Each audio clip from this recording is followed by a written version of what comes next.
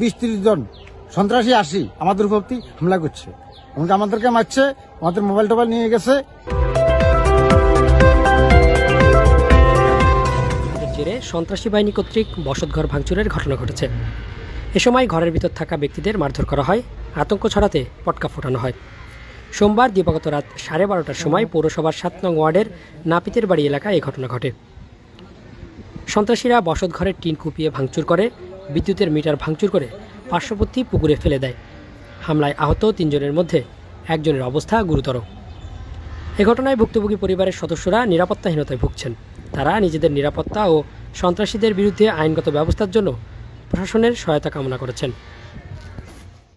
সন্ত্রাসী রাতের অন্ধকারে হেলমেট পরে আমার ছোট ভাই এই যে মেহেদী হাসান সুমন সহ তার সাথে আরো কিছু এখানে কাজ করে তাদের উপর অতর্কিত হামলা করে।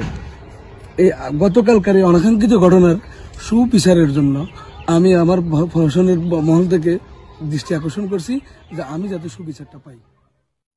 আমরা কালকে রাত্রে আসছি, আমাদের ঘর আমরা বড়ি ভাড়া দিতেছি।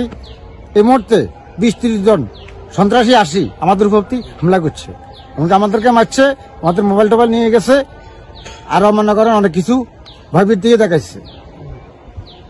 এই মর্মে বাংলাদেশ সরকারের কাছে বিনোদনভাবে আবৃত্তি, আমাদের নিজেদের হকটা আমরা যাতে পাইতে পারি, এই লক্ষ্যে সরকারি প্রশাসনরে বলেন আমাদেরকে হেল্প করতে। একা থাকি বিদে আমার একটু ভয় লাগে, আমার পার্শ্ববর্তী এদেরকে আমি টানে নিছি, ওরা সহ আমরা এখানে বই গল্প করতে আছি। এর ভিতরে এরা 50-60 জন পোলা ভাই না আসি, এখানে মনে করেন যে দরজা টরজা ভাঙচুর করি। আমি কোন রকম যান ফালাই, আমি ফালাইছি। আমার লগের 2 জনরে এরা যে মিলে মারছে, তারপরে ওই নাফিতের ফুলের এদিকে গুলির আওয়াজ, ওইদিকে গুলির আওয়াজ, এলাকার মানুষও এগুলা শুনছে বা দেখছে।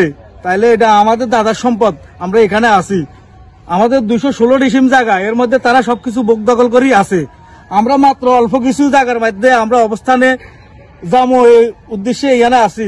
আসারুল্লাহ 2-2.5 লাখ টাকা বেলে খরচ করে কালকে ফলা ভাইনিটি আনাইছে। তাইলে আমাদের জায়গায় আমাদের সব আমরা এখানে অবস্থান করুম, এর ভিতরে এত কাহিনী কি? এই দেশের সরকারের কাছে আমরা বিচার চাই।